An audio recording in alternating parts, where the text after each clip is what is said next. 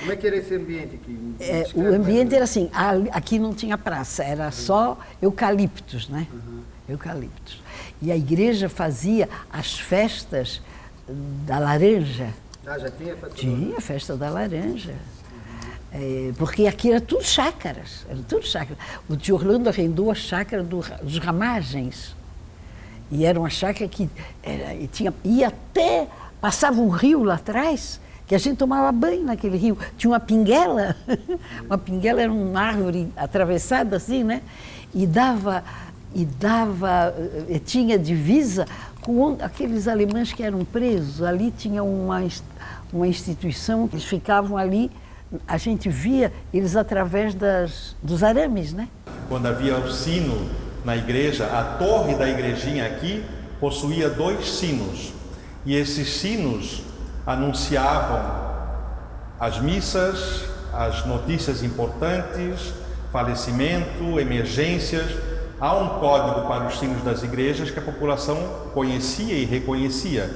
Hoje em dia já não se usa mais tanto, só mais para chamar para algumas missas. E havia 2 sinos aqui na igrejinha.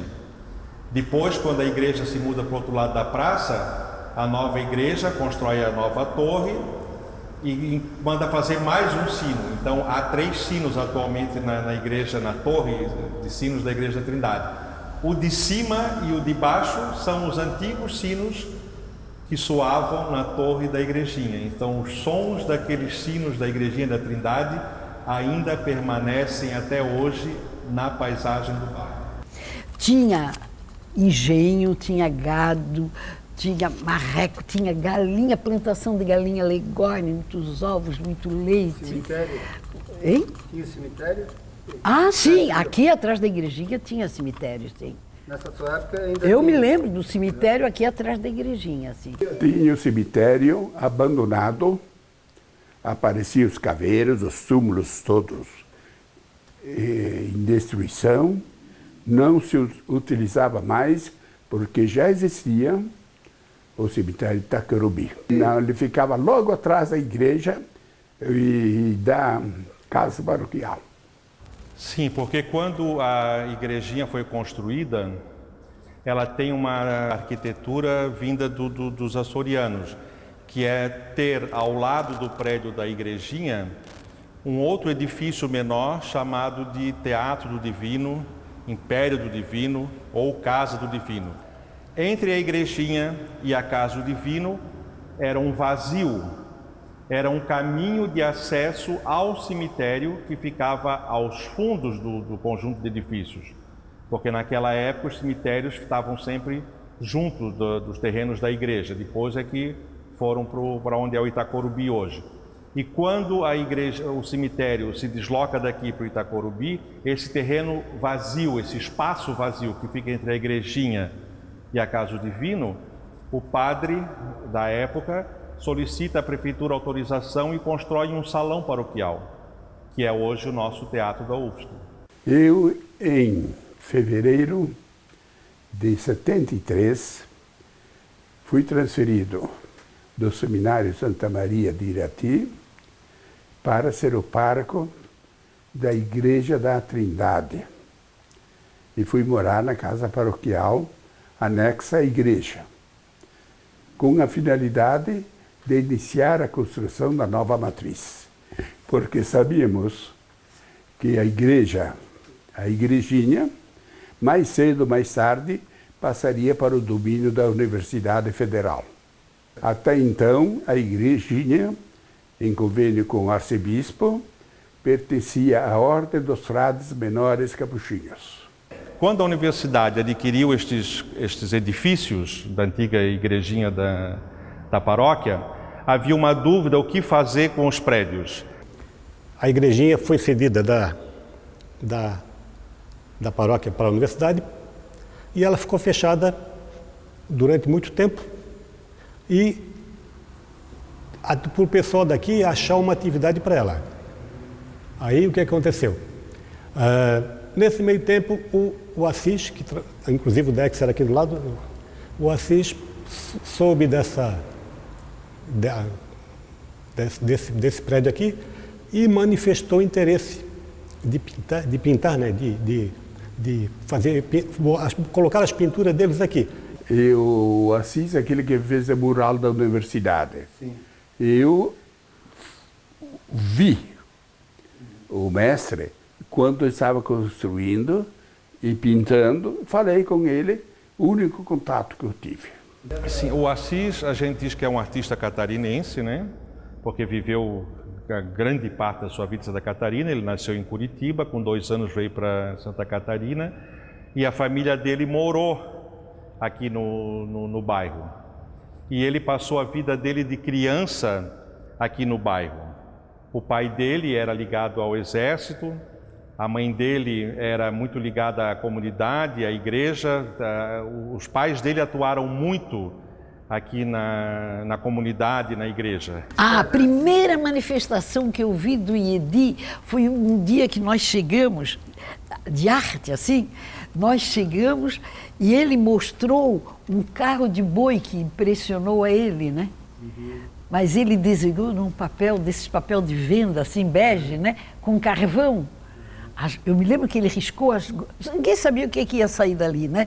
Umas gapas, assim, dos 2 bois, de costas. Tu sabes que eu cheguei em casa tão impressionada que eu falei, papai, o Iedi desenhou um carro de boi andando.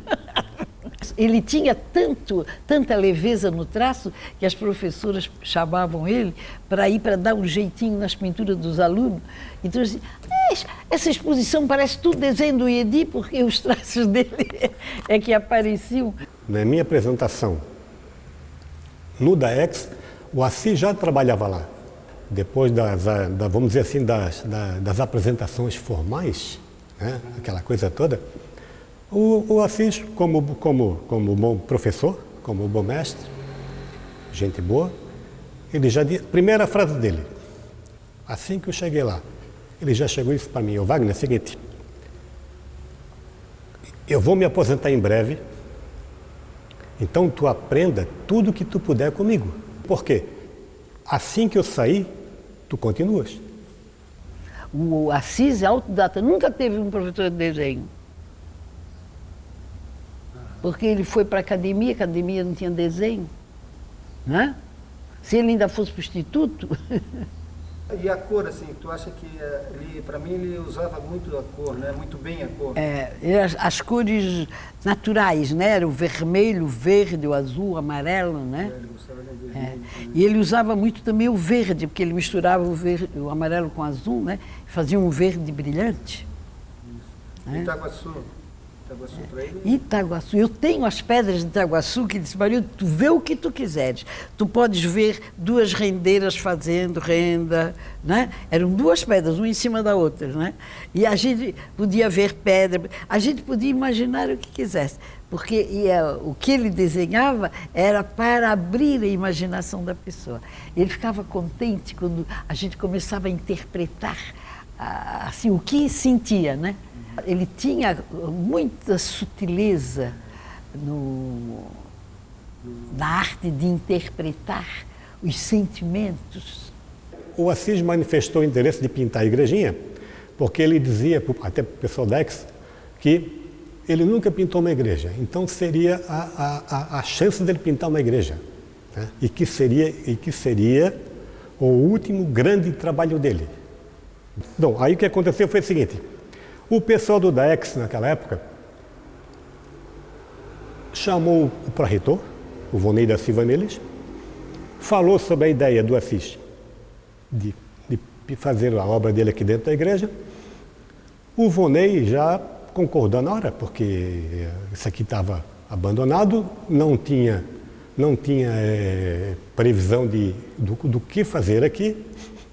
E a ideia inicial era fazer essa pintura do Assis aqui e mais tarde ser utilizado para eventos, não para missa, mas para eventos diversos, né? E o Assis, na entrevista que ele me concedeu, ele diz que ele escutou dizer que estavam reformando a igrejinha da Trindade, a antiga igreja, que ele disse, puxa, eu rezei, ajudei tanta missa naquela igreja, bati tanto sino, E eu vou lá ver como é que estão aquelas obras de restauro. E ele diz que entrou aqui, estava assim tudo branco, as paredes todas brancas, certamente estavam passando massa corrida, alguma coisa assim. E ele entrou no prédio, viu esse grande espaço com as paredes todas brancas, né? Como que para alguém que vai escrever, que vê uma folha branca, um artista também vê uma grande tela branca. Ele olhou e ele comentou com o maestro Santana: se me dessem tinta, eu pintava tudo isso aqui. E a conversa chegou aos ouvidos do reitor e assim o Assis começou a pintar. E o Vonei da Silva Emílio, o professor Vonei, levou essa ideia para o reitor. O reitor também aprovou na hora. E foi justamente aí que o Assis fez 3 pedidos. Ele disse que queria carta branca para pintar o que ele quisesse. Segundo, tempo para a obra e o material que a reitoria dava. Aí ele entraria com o serviço e o pessoal gostou, até a própria reitoria gostou e concordaram e entregaram a chave principal daqui para ele, porque ele disse que ele não queria entrar e sair aqui dentro, porque atrapalhava a ideia, a criação. Aí ele ficou com a chave, a igreja à disposição, o material. Ele era funcionário da universidade, ele se ofereceu, me deem tinta que eu faço, não cobro nada, ele não cobrou nada. Ele trabalhou com o Murilo Pirajá, eu acho, né? Murilo Pirajá Martins, é. Sim, daí o projeto dele era toda a igreja? Era toda a igreja, ele tinha o projeto para toda a igreja, não sei se existe esse rascunho, mas o projeto dele era toda a igreja. As tintas foram, não foi essas que estavam aqui, foram as cores básicas, né? Azul, amarelo e vermelho e branco, que era o que nós precisávamos, porque das 3 cores básicas nós faríamos todas as misturas das cores do arco-íris, do que quisesse. Primeira coisa que nós fizemos, limpar tudo, limpeza, porque era poeira dá com pau, né? Isso aqui parado há muito tempo, né? Tudo limpinho. O que é que nós fizemos? Pintamos de branco. É como se fosse uma tela. Tudo que estava aqui foi tudo pintado de branco. Pintou de branco, tudo bem, secou a tinta. Aí sim, aí é que o Assis sentou aqui, virado para cá, e observou o tamanho do quadro. Sentou ali e ficou imaginando o que fazer.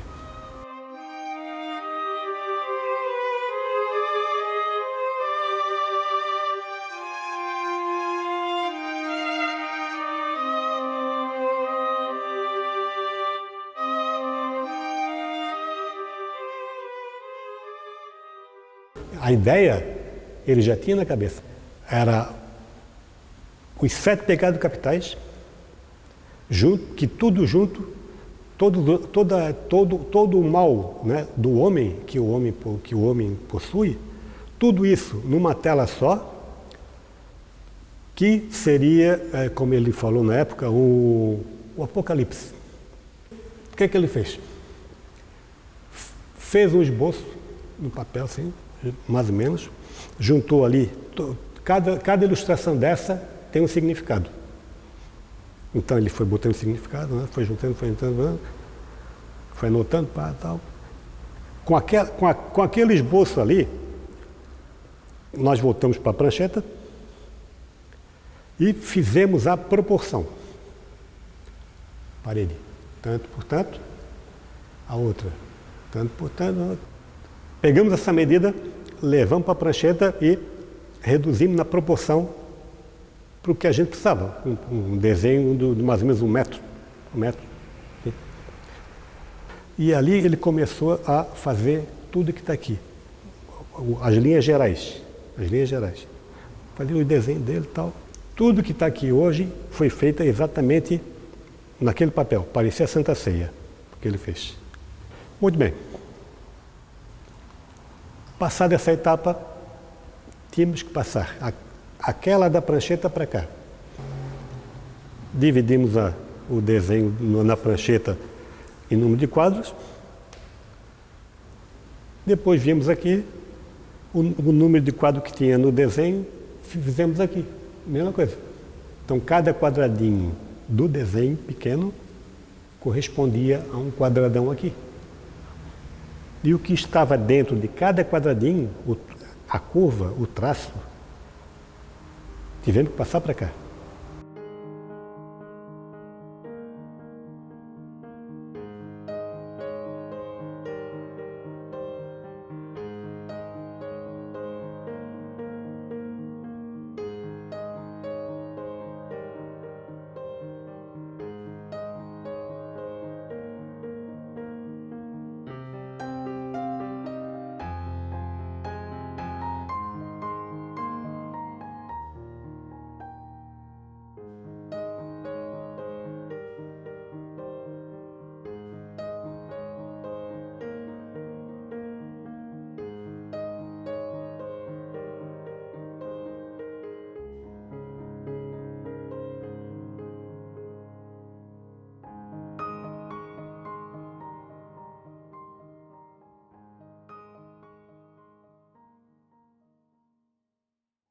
Aí sim, aí é que começamos a fase da tinta, né?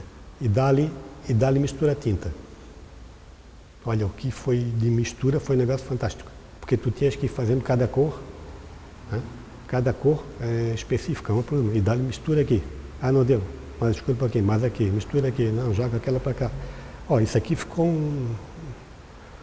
uma aquarela aqui. Eu disse para ele assim, ó, você, vem cá.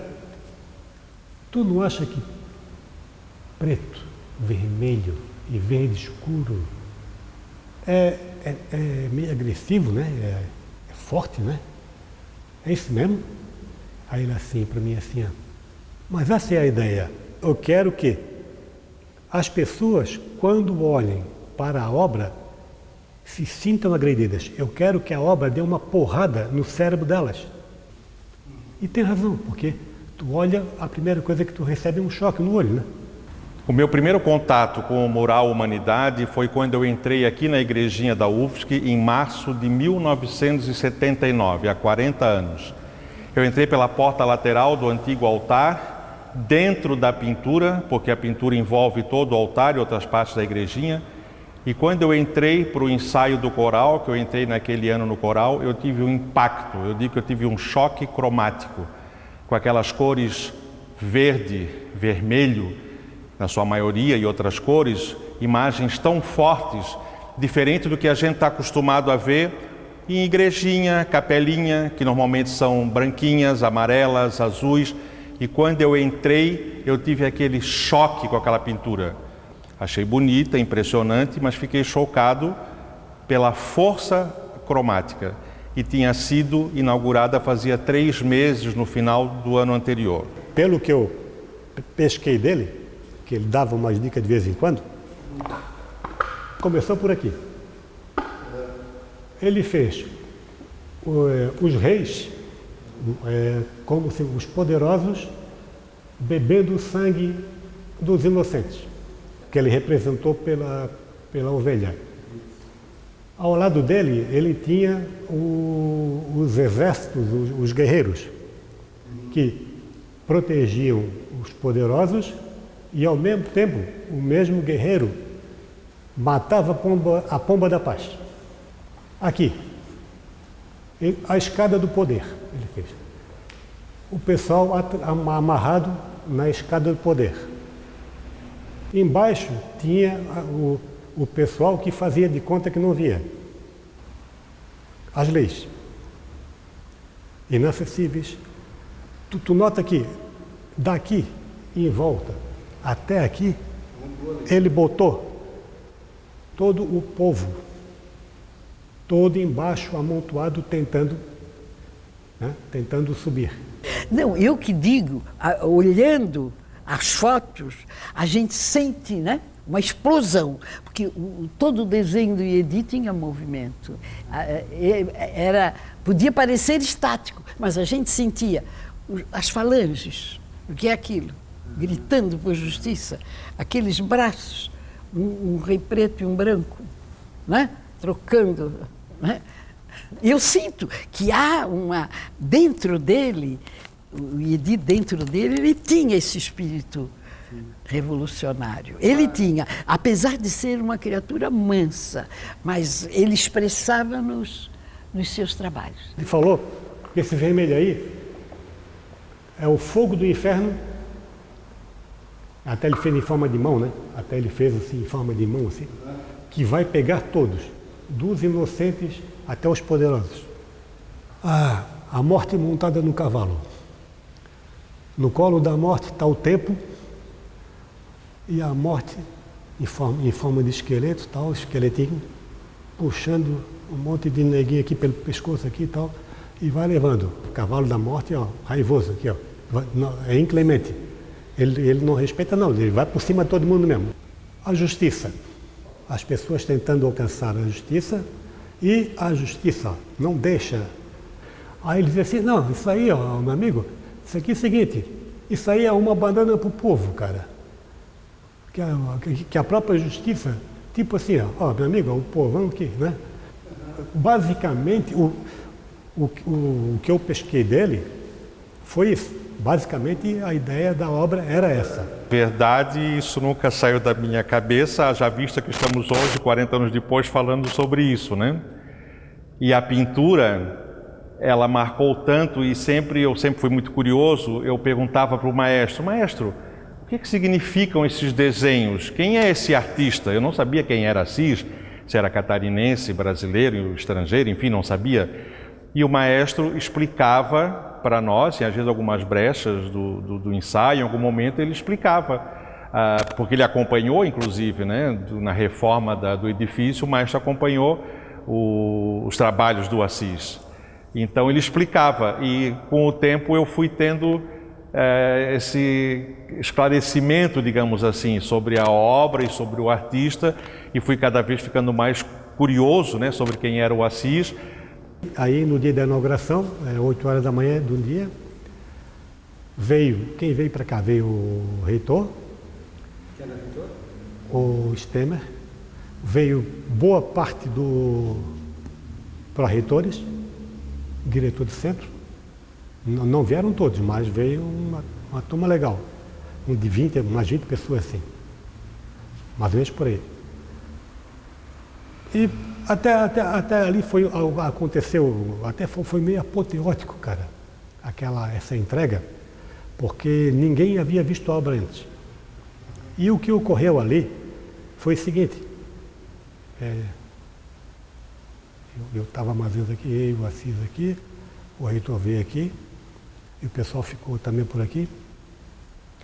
E eu notei, e o Assis também, que mesmo sem falar nada, no olhar do Stemer, do reitor, tinha uma certa decepção, cara. Eu olhei e o Assis também. Até eu olhei para o Assis olhou para mim, né? Não era expressão, né, de raiva, né, de revolta, não era assim, só no olhar, cara. Tu conhece aquele olhar assim que tu olha, né? Tu olha e, né? Não diz nada, mas tu pega no olho, e foi assim. Aí ficou até o pessoal ficou até assim, meio em silêncio, assim, né? Devido àquele, né? Aquele impacto da obra, né? Que nem o Assis disse, ó, a obra tem que impactar, cara. Porque se a obra não impactar, foi mal feita. Né? O Assis dizia isso, né?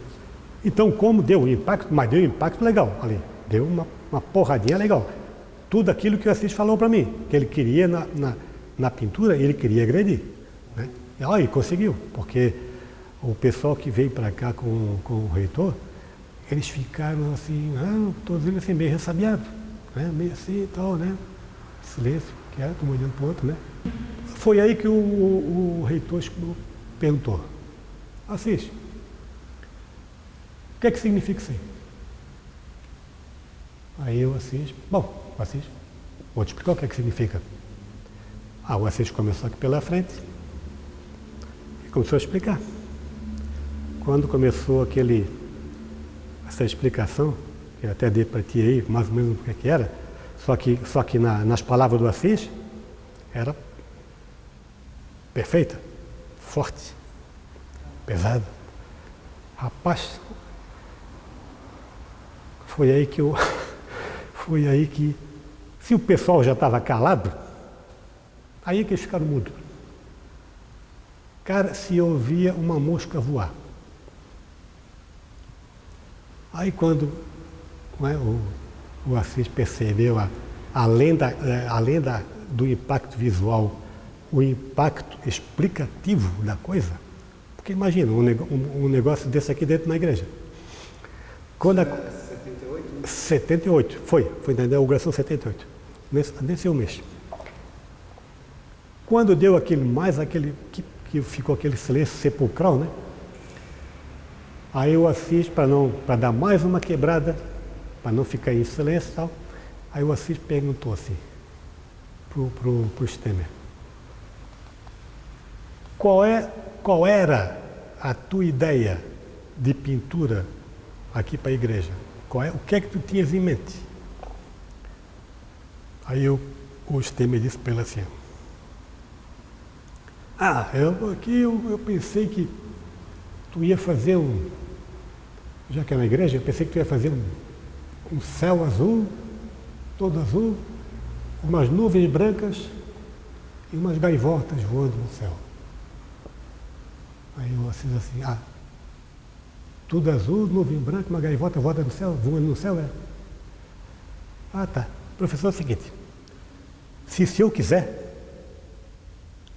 o senhor me diz agora que amanhã mesmo eu passo um branco em cima disso tudo aqui, que vai ficar uma beleza. Pronto, aí o sururu começou. E foi e blá blá blá, etc, etc. Veio a turma do deixa disso, veio a turma em volta do Stemmer, os pró-reitor, aquela coisa toda, começaram a conversar com ele, tira isso aqui, bota ali, aquilo, entre eles. Essa conversa deles durou mais ou menos 1 minuto, 2 minutos. E enquanto isso, o Assis fumou 3 cigarros, um atrás do outro. E 2 minutos depois, que eles ficaram ali discutindo, conversando, até o Stemmer já ia saindo, saía saindo, nem falou nada. Já ia saindo com uns e outros e tal. E quem veio para falar com o Assis foi o Vonei, o pró-reitor de Cultura e Extensão, que iniciou, né, a obra. Aí o Vonei veio para cá, deu uma piscadinha para o Assis e disse assim, deixa assim mesmo. E pronto. Se o Assis queria provocar o espectador da sua obra, eu acho que ele conseguiu, porque eu já li em alguns locais que o Assis produzia e as obras dele não eram o tipo de obras para serem vendidas. E ele próprio teria comentado que ele produz porque ele tem essa inquietação, ele tem essa reflexão, ele tem essa percepção da realidade e ele sente essa necessidade de fazer essa expressão através da pintura, deixar o registro disso através da pintura. Ele disse mesmo que não compre, que não venda, mas isso fica para o futuro, ou seja, é uma reflexão que serve para vários tempos. Se as pessoas, no momento que a obra foi produzida, não conseguem compreender naquele momento, e se algumas pessoas acham até que não é um tipo de obra que valesse a pena comprar, porque não era um tipo de obra para ser comprada e ser colocada na parede da casa como objeto de decoração, então nesse aspecto eu acho que a obra dele tinha muito de provocação, dentro de todo um rigor estético e com muita força expressiva. Olha, ele disse, Marildo, os meus trabalhos só vão ter valor depois que eu morrer. Mas ele era bastante apreciado pelos artistas. Eles, quer dizer, admiravam, né? Ele tinha apoio. Não tinha, assim, incentivo, não tinha, não. Basta te dizer que ele começou a fazer essa igrejinha, a pintar, né? Mandaram parar. Foi frustrante para ele. Quem que mandou parar, será? Foi a Gloriosa. Quem é a Gloriosa? A Revolução. 64. Ah, tá. Isso para ele foi chocante, porque ele tinha o projeto inteiro, né?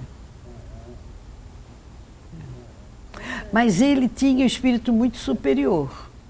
O Iedi tinha um espírito muito superior.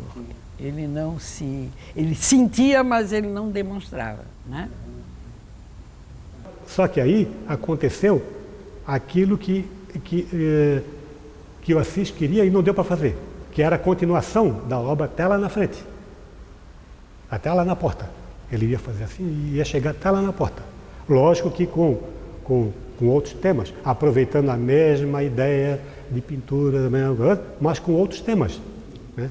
Só que aí não saiu. Adivinha por quê?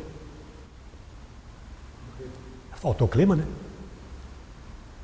Como é que o Assis ia dizer, tá, me dá mais tinta que eu quero continuar? Não tinha clima. O negócio ficou assim, né? Entendeu? Eu sentia muito a degradação quando eu dançava aí, né? Doía, sabe? Doía. Doía ver, assim, aquilo que foi suor dele, né? Ele fez isso, não foi... deram a tinta e ele, né? E ele fez um trabalho gratuito, era um trabalho de, como se diz assim, de realização pessoal, né? E ele estava botando a sua alma ali. Aí como aconteceu foi que a Casa Santana e alguém do teatro, que eu não me lembro quem era. Eu acho que era Carme Fossari. Conversaram lá com o Vonei se dava já para assumir isso aqui como para eventos de teatro, de música, né, de apresentações, assim. O maestro Santana, ele era coordenador aqui do setor na época da reforma e, portanto, na época que a pintura do Assis foi realizada. Ele acompanhou a realização da pintura. Nunca me lembro do maestro ter dito gostei, não gostei. Não lembro dele usar essas palavras, mas a forma como ele explicava e o fato de a gente ensaiar sempre diante dessa obra, que inclusive foi capa de um LP do Coral da UFSC, se não me engano, do ano de 1987. Então o maestro, como um ex-seminarista, como um compositor que também compôs muitas obras religiosas e outras tantas de vários estilos, ele, com a sensibilidade dele, ele nunca usou a palavra gostei, não gostei, mas nas entrelinhas e na postura dele, no dia a dia, que eu convivi com ele aqui por 3 décadas, 30 anos, cantando e tocando, e ele, ao regia de frente para a obra, porque se o coral fica de costas por uma boa parte da obra, o regente está o tempo todo de frente para a obra. Então, durante décadas, ele está vendo essa pintura, ele está regendo música, e toda a postura dele, eu depreendo que ele sempre gostou muito dessa obra, pela força que ela tem. Mas aqui na universidade ele ficou mais algum tempo assim? Ele ficou mais um pouco, né? Mas bem pouco, porque praticamente aqui era a última obra dele, que ele queria fazer, né? E eu acho que depois dessa aqui ele pediu a papelada, pediu a papelada para a aposentadoria dele, né? Mas ele sofreu muito com a morte do irmão. Ele não suportou, né? Quando morreu o Enio. Que ano que foi?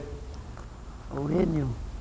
E ele morreu logo em seguida, porque o Enio faleceu em 5 de dezembro e ele faleceu dia 15 de janeiro. E a Faninha, a irmã, teve um problema cardíaco. Ele, no último dia com vida, que eu fui cumprimentá-lo, fui visitá-lo. Depois disso, ele foi para o hospital e quando voltou, na noite que ele veio para casa, ele sentiu-se mal e veio a falecer. A última vez que o Assis esteve aqui dentro da igrejinha da UFSC, visitando o mural de autoria dele, Mural Humanidade, foi no final do ano de 2000. E eu tive o prazer e a honra de acompanhá-lo nessa visita. Ele comentou, né, não dá para eu dar uma olhada ali no mural, ver como é que está. E a gente ficou aqui dentro, ele ficou contemplando, olhando o mural. E eu combino com ele naquele dia, eu disse: Assis, eu estou fazendo mestrado, estou fazendo mais entrevistas com outras pessoas da comunidade e eu queria ampliar alguns pontos da tua entrevista, podemos marcar? Ele disse: sim, mas vamos esperar passar essas festas de fim de ano e daí a gente faz a entrevista. Eu digo: tá bom. E assim ficou. Eu fui para as férias e quando eu voltei em fevereiro, eu estava na minha sala, sentado à mesa, datilografando. O meu colega Zeca Pires chegou do meu lado, pegou uns convites da exposição do Assis, do evento que ele estava participando, e disse: que pena o Assis, né, Clóvis? E eu disse: que pena por quê? Morreu? Morreu, não soubeste? Eu tive mais um choque, porque eu não fazia ideia. Eu estava de férias, estava viajando e eu só fiquei sabendo naquele momento. Ele nos deixou um grande legado, sabe? Isso nos deixa, como se diz assim, enriquecidas, porque a gente sabe que do valor do trabalho dele, da mensagem que ele deixou de vida.